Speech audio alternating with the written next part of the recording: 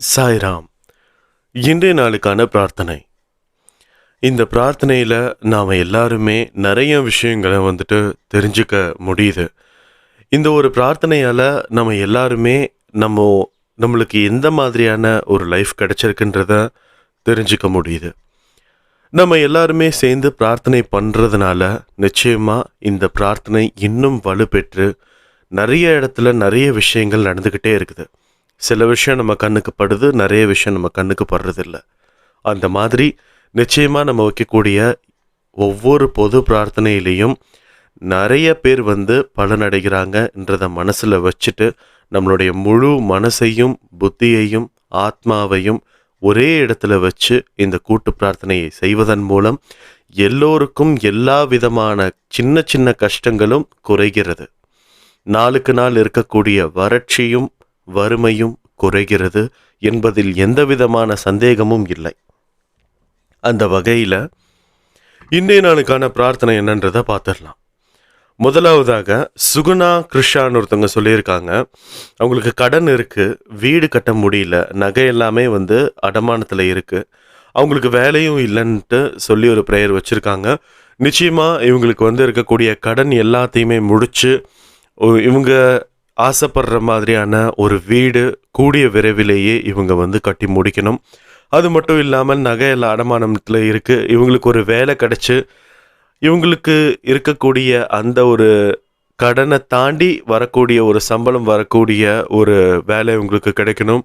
அந்த வேலையின் மூலமாக இவங்களுக்கு கூடிய சீக்கிரத்திலேயே அந்த நகை எல்லாத்தையுமே எடுத்து இருக்கிற கடன் பிரச்சனை எல்லாத்தையுமே முடித்து இவங்க கட்ட நினைக்கணுன்ற அந்த வீடை சீக்கிரமாக கட்டி முடிக்கணும்னு சொல்லி நம்ம சாயப்பாக்கிட்ட வேண்டிக்கலாம்.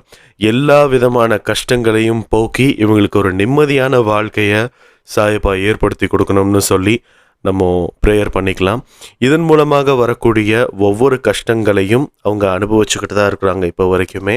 இந்த கடன், நகை அடமானம், வீடு கட்ட முடியல, வேலை இல்லை அப்படின்ற அந்த ஒரு விஷயம், அது எல்லாமே சேர்ந்து வரும்போது நிச்சயமாக யாராக இருந்தாலுமே துவண்டு போக தான் செய்வாங்க.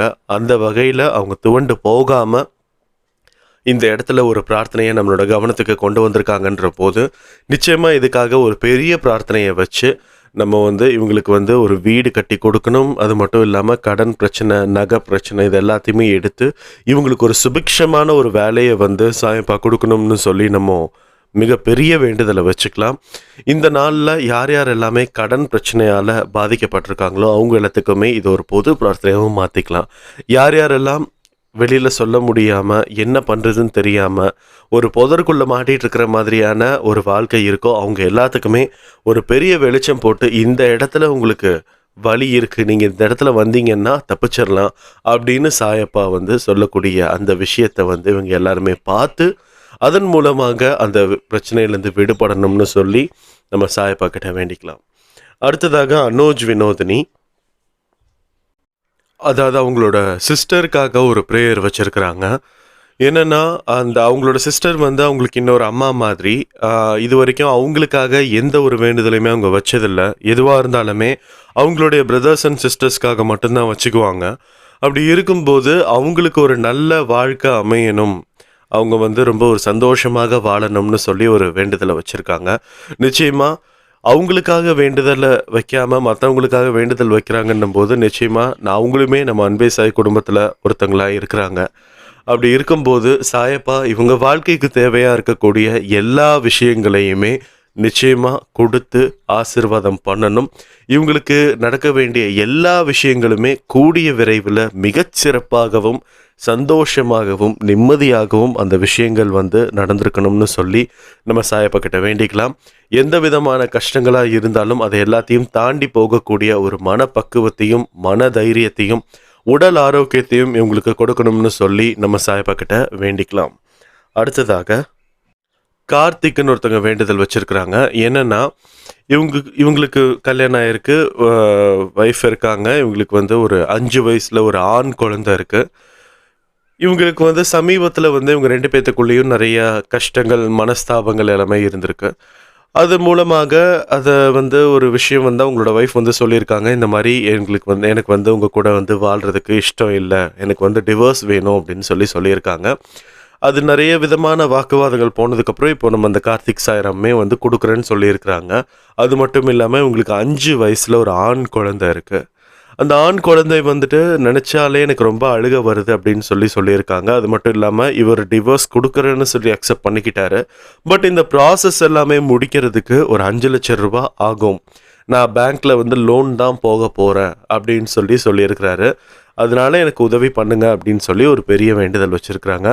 முதல்ல வந்துட்டு இவங்க 2 பேரும் பிரிஞ்சு போகிறதுன்றதே ரொம்ப ரொம்ப ஒரு கஷ்டமான ஒரு விஷயம். ஏன்னா அந்த குழந்தைய நினச்சி அந்த குழந்தையோட எதிர்காலத்தை நினச்சி கூட 2 பேத்துல யாருமே சிந்திக்கல. அப்படி இருக்கும்போது நம்ம கார்த்திக் சாய்ராமன்ற அவர் மட்டுமே அந்த குழந்தையோட எதிர்காலத்தை சிந்திச்சு பார்த்தும் கூட அவங்களுடைய ஒய்ஃப் வந்து எந்த ஒரு விஷயமும் சிந்திக்கல.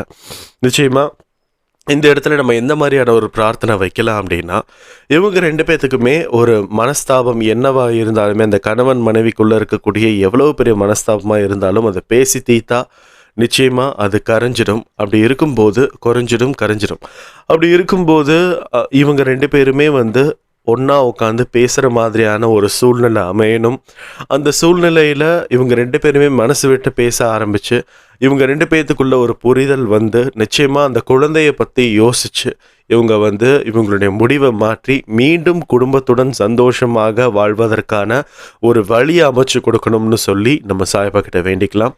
ஏன்னா இந்த மாதிரி பிரிஞ்சு போகிறது ரொம்ப ரொம்ப ஈஸி, ஆனால் சேர்ந்து வாழ்கிறது ரொம்ப கஷ்டம். அந்த கஷ்டத்துலேயும் அதை தாண்டி சில விஷயங்கள் விட்டு கொடுத்து போகிறதுனால அதில் வந்து எவ்வளோ வந்து ஒரு குடும்பத்தில் இருக்கக்கூடிய ஒரு அழகான சுகங்களும் சுமைகளும் இருக்குதுன்றத இவங்க வந்து தெரிஞ்சுக்க வேண்டிய ஒரு மனப்பக்குவத்தை இவங்களுக்கு வந்து சாய்ப்பா கொடுக்கணும்.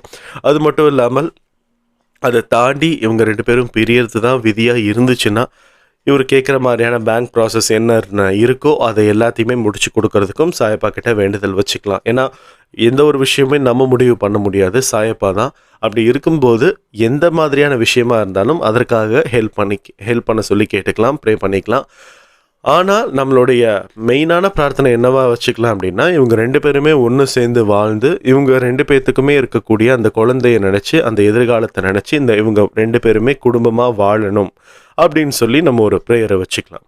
அடுத்ததாக கீதான்னு ஒருத்தங்க ப்ரேயர் வச்சுருக்கிறாங்க. அவங்களுக்கு என்னென்னா தோலில் வந்து இச்சஸ் இருந்துக்கிட்டே இருக்குன்னு சொல்லியிருக்காங்க, ஒரு விதமான அரிப்பு இருந்துட்டுருக்குன்னு சொல்லியிருக்காங்க. அவங்களோட மகளுக்கு இருக்குன்னு சொல்லியிருக்காங்க. அவங்க மகளுடைய பேர் மித்ரா, அவங்களுக்கு 13 வயது ஆகுது.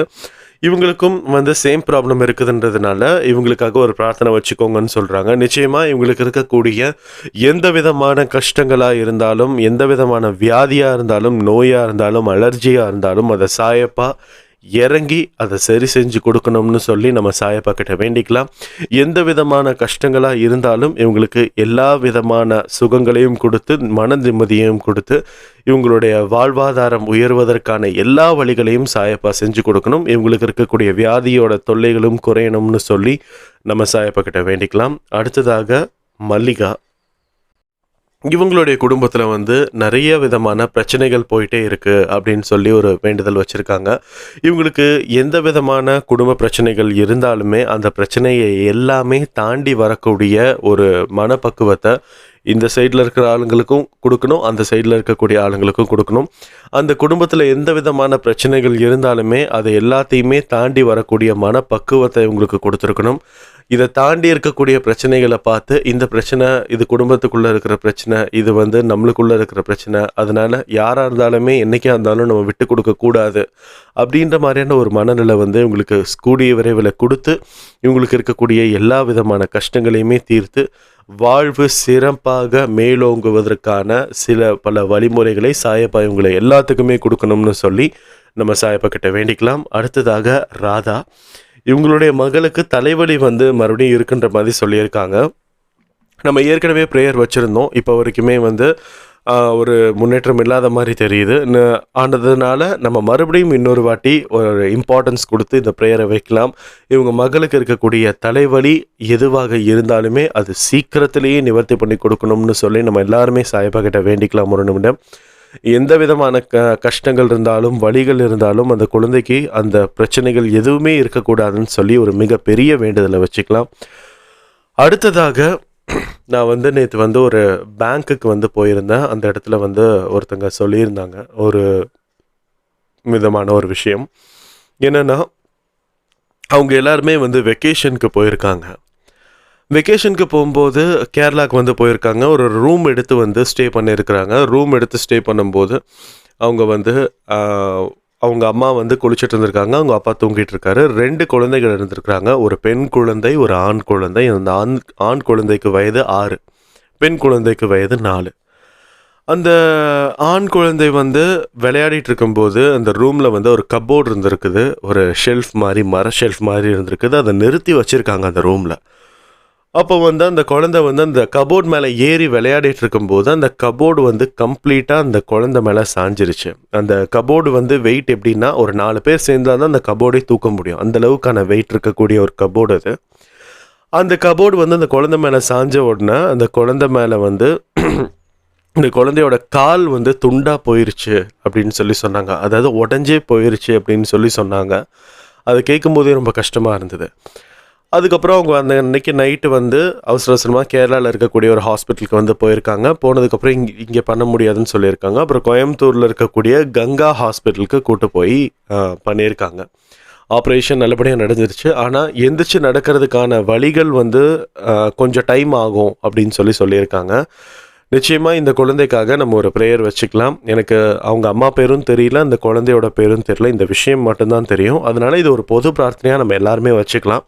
அந்த குழந்தைக்கு எந்த விதமான வலியும் இல்லாமல், சிக்கல்களும் இல்லாமல், அந்த எலும்பு கூடிய விரைவிலேயே கூடணும்.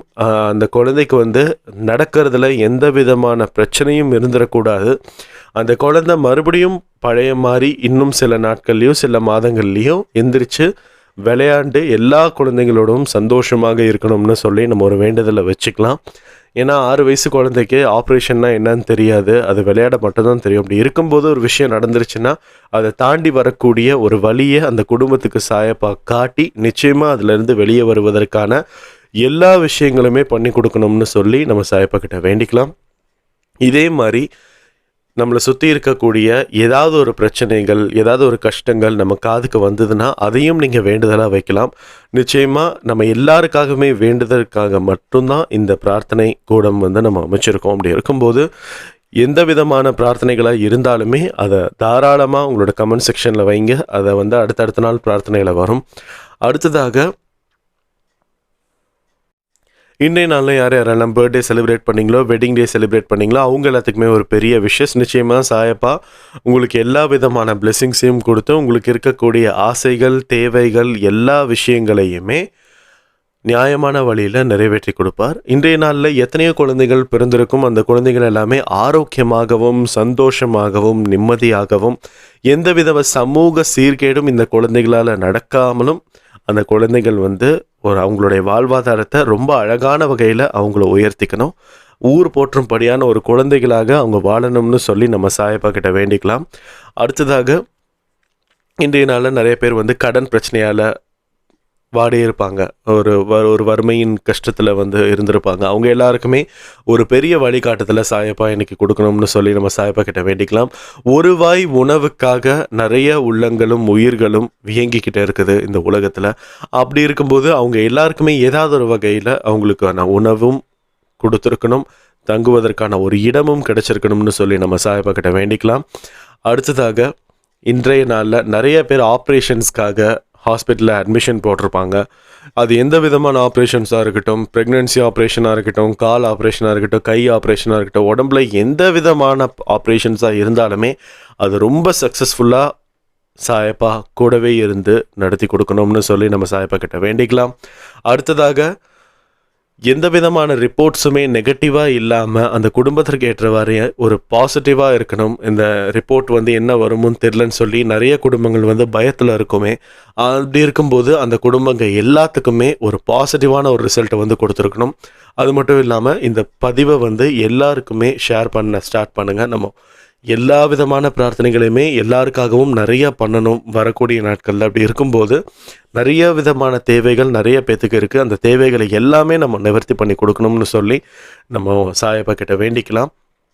அது மட்டும் இல்லாமல் ஒரு பிரார்த்தனை வச்சிங்கன்னா அந்த பிரார்த்தனை நடந்திருக்கான்னு சொல்லி நீங்கள் வந்து கமெண்ட்டில் வைங்க. நடந்துச்சுன்னா நீங்கள் அதை கமெண்ட்டில் வச்சிங்கன்னா தான் நம்ம அந்த பதிவில் போட முடியும். அப்படி போடுறதன் மூலமாக தான் இன்னும் அந்த கூட்டு பிரார்த்தனையோட வலிமை வந்து எந்தளவுக்கு அதிகமாயிட்டிருக்கு, எந்தளவுக்கு அந்த பிரார்த்தனை வலு பெற்றுக்கொண்டு சக்தி வாய்ந்து போயிட்டுருக்குதுன்றத நம்ம எல்லாருமே கண்ணுக்கு நேராக பார்க்க முடியும். இந்த மாதிரியான விஷயங்களை எல்லாத்தையுமே நம்ம போற்றி இதுக்கு மேலே இருக்கக்கூடிய எல்லா விஷயங்களையுமே செய்வதற்கு நம்ம எல்லாமே காத்திருக்கலாம். இந்த பதிவை கேட்டிருக்கக்கூடிய ஒவ்வொருத்தங்களுடைய மன பிரார்த்தனைகளையுமே சாயப்பா நிறைவேற்றி கொடுக்கணும்னு சொல்லி, அன்பேசாய் குடும்பத்தில் இருக்கக்கூடிய ஒவ்வொருத்தங்களுடைய பிரார்த்தனையுமே நடத்தி கொடுக்கணும்னு சொல்லி இந்த ஆடியோவை நான் முடிக்கிறேன். ஜெய் சாய்ராம்.